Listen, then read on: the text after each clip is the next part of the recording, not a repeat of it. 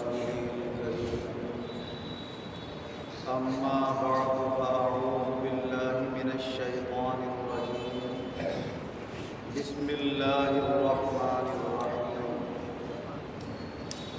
ولا تقربوا الفواحش ما ظهر منها وما بطن۔ اللہ تبارک و تعالی اپنے کلام عظیم میں ارشاد فرما رہا ہے کہ فحش اور بیہودہ باتوں کے قریب مت جاؤ، جو ان میں سے ظاہر ہیں ان کی طرف بھی توجہ مت کرو، اور جو چھپے ہوئے حصے ہیں ان کی طرف بھی توجہ مت کرو۔ اگرچہ اللہ تعالیٰ نے عورتوں کو اپنا چہرہ کھولنے کی اجازت دے دی ہے، اپنے ہاتھ کھولنے کی اجازت دے دی ہے، اپنے پنجے تلوے قدم جسے کہتے ہیں کھولنے کی اجازت دے دی ہے، لیکن اس کا یہ مطلب نہیں ہے کہ بلا تکلف ہم جتنی دیر تک چاہیں کسی غیر محرم عورت کے چہرے کو دیکھ سکتے ہیں، اس کے پاؤں کو ہم خواہشات کے ارادے سے دیکھ سکتے ہیں، اس کے ہاتھوں کو ہم نفسانی خواہشات کے لیے نظر ڈال سکتے ہوں، یہ اجازت ہرگز نہیں۔ اگر کبھی راستے میں جاتے ہوئے بھی کسی غیر محرم بالغ لڑکی پر عورت پر نظر پڑ جائے تو پھر نظر کو وہاں سے ہٹانا چاہیے اور غور سے دیکھتے نہیں رہنا چاہیے، اور نظر ہٹا کر پھر دوبارہ بالارادہ نظر نہیں ڈالنا چاہیے۔ پہلی نظر تو اللہ تعالیٰ نے معاف کی ہے، اور دوسری نظر ہم کسی غیر محرم عورت کی طرف بالارادہ ڈالتے ہیں تو پھر اس کا اللہ کے یہاں حساب دینا ہو سکتا ہے۔ حضرت جریر بن عبداللہ رضی اللہ عنہ روایت کرتے ہیں کہ حضور صلی اللہ علیہ وسلم نے ارشاد فرمایا کہ اچانک کوئی نظر تمہاری پڑ جائے تو اپنی نظر کو ہٹا لو ادھر سے، اور پھر دوبارہ ادھر کو نظر اٹھانے کی کوشش مت کرو۔ یہی نصیحت حضور صلی اللہ علیہ وسلم نے حضرت علی کرم اللہ وجہہ کو فرمائی،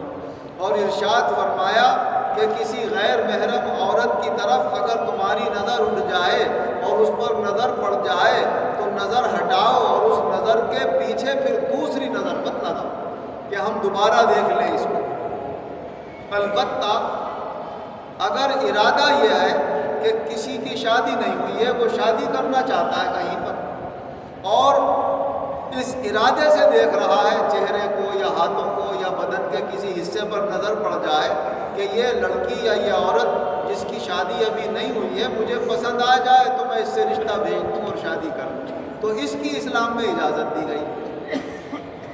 حضرت مغیرہ بن شعبہ رضی اللہ عنہ روایت کرتے ہیں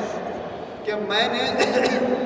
ایک عورت سے شادی کے لیے اپنی منگنی کا پیغام بھیجا،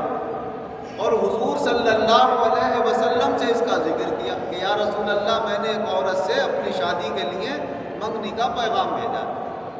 تو حضور صلی اللہ علیہ وسلم نے ارشاد فرمایا کیا تم نے اسے دیکھ لیا؟ کہا حضور دیکھا تو نہیں ہے۔ فرمایا دیکھ لو، اگر دیکھ سکتے ہو کوئی صورت نکل آئے دیکھنے کی۔ فرمایا دیکھ لینے کے بعد جو شادی ہوتی ہے وہ الفت اور محبت کے لیے زیادہ مددگار ثابت ہوتی ہے۔ اور حضور صلی اللہ علیہ وسلم نے ایک حدیث پاک میں یہ بھی ارشاد فرمایا کہ جس شخص میں یہ طاقت ہو اور یہ ہو سکے اس سے کہ جہاں وہ شادی کرنا چاہتا ہے وہاں پر وہ دیکھ لے، اور ایسے حصوں پر بھی اگر نظر پڑ جائے جو اس کو شادی کی طرف دعوت دیتے ہوں تو اس میں بھی کوئی حرج نہیں ہے، کیونکہ اس کا مقصد محض بلا وجہ اپنے نفسانی خواہش کو پورا کرنا نہیں، بلکہ ایک پاکیزہ ارادہ اس کے دل میں ہے شادی کا اور نکاح کا۔ اس ارادے، اس مقصد اور منزل کی وجہ سے اللہ نے اس راستے کو بھی جائز کر دیا، تو جس کی منزل بہتر ہوتی ہے اس کا راستہ بھی اللہ تعالیٰ بہتر بنا دیتا ہے۔ اسی لیے اللہ تبارک و تعالیٰ نے قرآن پاک میں ارشاد فرمایا فَانكِحُوا مَا طَابَ لَكُم مِّنَ النِّسَاءِ، جو عورتیں تمہیں پسند ہوں ان سے نکاح کرو۔ تو ظاہر ہے کہ پسند کب آئیں گی؟ جب آپ کو ان کا چہرہ پسند آ جائے،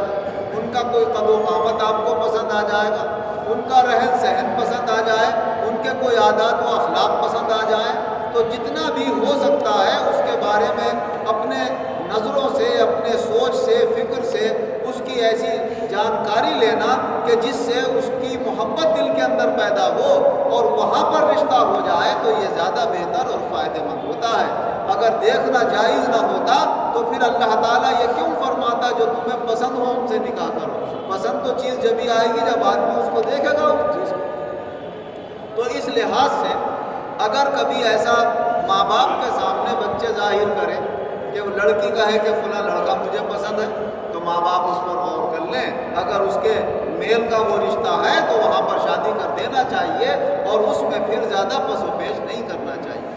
ایسی اگر لڑکا کہے کہ فلاں لڑکی پسند ہے، ماں سے ذکر کر دے، باپ سے ذکر کر دے، تو دیکھ لیں اگر میل کا وہ رشتہ ہے تو پھر وہاں پر شادی کریں جہاں لڑکا پسند کرتا ہو یا جہاں لڑکی پسند کرتی ہو۔ اسی لیے حضور نبی اکرم صلی اللہ علیہ وسلم نے ارشاد فرمایا، اگر تمہاری لڑکی ابھی کنواری ہے، نابالغ ہے، تو اس سے بھی تم اجازت لے لیا کرو کہ وہاں پر ہم شادی کر رہے ہیں، تمہاری اجازت ہے؟ اور فرمایا اس کی اجازت یہ کوئی ضروری نہیں ہے کہ وہ کھل کے کہے کہ ہاں میری اجازت ہے یا میں پسند کرتی ہوں۔ کنواری لڑکیاں فرمایا شرماتی ہیں، اگر وہ سن کر مسکرائے، خاموش ہو جائے، شرمانے لگے، نظر نیچی کر لے، سمجھ لو اس کو پسند ہے۔ یا کوئی آنسو نکلے تو اس طرح کے نہ نکلیں کہ جیسے وہ برا کر رہی ہے، ناپسند کر رہی ہے۔ ہاں اگر وہ کھل کر منع کر دے گی کہ نہیں میری شادی وہاں پر مت کرنا، تو ہرگز نہیں کرنا چاہیے، ورنہ بعد میں شادی کے بعد پچھتانا پڑتا ہے۔ آدمی زبردستی کر تو رہتا ہے لیکن وہ پہلے کا وہاں پر نہ پسند کرنا اور شادی نہ کرنا اتنا مشکل نہیں ہوتا جتنا شادی کر دینے کے بعد پھر گھر کو بگاڑنا دشوار اور تکلیف دہ ہو جاتا ہے۔ تو اس بڑی تکلیف سے بچانے کے لیے یہ چھوٹی تکلیف بہت بہتر ہوتی ہے کہ وہیں سے اس کا رخ بدل دیا جائے۔ اور فرمایا اگر کوئی عورت ایسی ہے کہ جس کے شوہر کا انتقال ہو گیا، بیوہ ہے، یا اس کے شوہر نے طلاق دے دی ہے، تو وہ چونکہ مردوں میں رہ کر گھل مل کر تھوڑی کھل گئی ہے اور اس کی باتیں جو ہیں ذرا ظاہر ہو گئی ہیں، لہٰذا اس سے خالی اجازت نہیں لی جائے گی بلکہ اس کی اگر کہیں شادی آپ کو کرانا ہے تو اس سے مشورہ کرنا ہوگا، اور وہ کھل کر کہے گی کہ ہم وہاں پر شادی کرنے سے راضی ہے یا راضی نہیں ہے، اس کا خالی خاموش رہنا کافی نہیں ہوگا۔ تو اسلام کے یہ طور طریقے ہمیں بتاتے ہیں کہ ہمیں ان کا لحاظ کرتے ہوئے اپنی زندگیوں میں، اپنے بچوں کی زندگیوں میں اگر ہم چلیں گے تو بہت ساری آئندہ آنے والی مشکلات اور پریشانیوں سے محفوظ رہیں گے۔ ورنہ اکثر ایسا ہوتا ہے کہ بیٹا کہیں پسند کر رہا ہے، ماڑی ہوئی ہے، نہیں وہاں تو نہیں ہونے دیں گے کسی قیمت، باپ پڑا ہوا ہے کہ وہاں تو نہیں ہونے دوں گا کسی قیمت پر، اب وہ شادی نہیں کرنا چاہتا، نہیں پر کرتے رہو انتظار 6 مہینے، سال بھر، کبھی کبھی دعا کرانے آتے ہیں لوگ، صاحب ذرا دعا کر دیجیے بچے کا دل وہاں سے ہٹ جائے، ذرا یہ کہ صاحب یہ دعا سے ہوتا نہیں ہے یہ کام، پھر بھی کر دیں گے دعا، ہو سکتا ہے اللہ تعالیٰ دل پلٹ جائے۔ اگر میل جول ہے، مناسب ہے رشتہ، تو آپ کو وہاں پر ہاں کر دینا چاہیے، زندگی تو اسے گزارنا ہے وہاں۔ اللہ تبارک و تعالیٰ ہمیں اپنی زندگیوں کے اندر جو بہتر راستے ہوں انہیں اپنانے کی توفیق عطا فرمائے، اور جو تکلیف دہ، نقصان دہ اور شر والے راستے ہوں اللہ ان سے بچنے کی توفیق عطا فرمائے۔ آمین وآخر دعوانا ان الحمد للہ آمین اللہ الحمد للہ رب العالمین والعاقبۃ للمتقین والصلاة والسلام علی خیر خلقہ محمد وآلہ واصحابہ اجمعین۔ اے اللہ رب العالم کے مسلمانوں پر خصوصی رحم و کرم، بالعموم اپنی سب مخلوق پر رحم و کرم، ہم سب مسلمانوں کے گناہوں کو معاف فرما،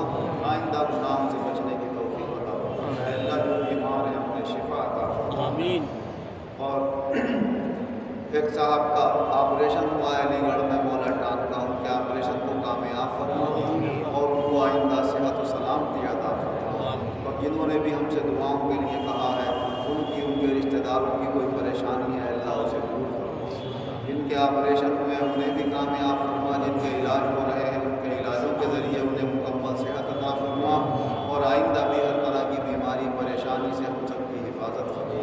جو بے روزگار ہیں انہیں اچھے روزگار عطا فرما، جن کے کاروبار، روزگار، ملازمتیں ان میں خیر و برکت اور ترقیاں عطا فرما، سب کے گھر کی ضرورتیں جائز طریقے سے اپنے کرم سے پوری فرما۔ اے اللہ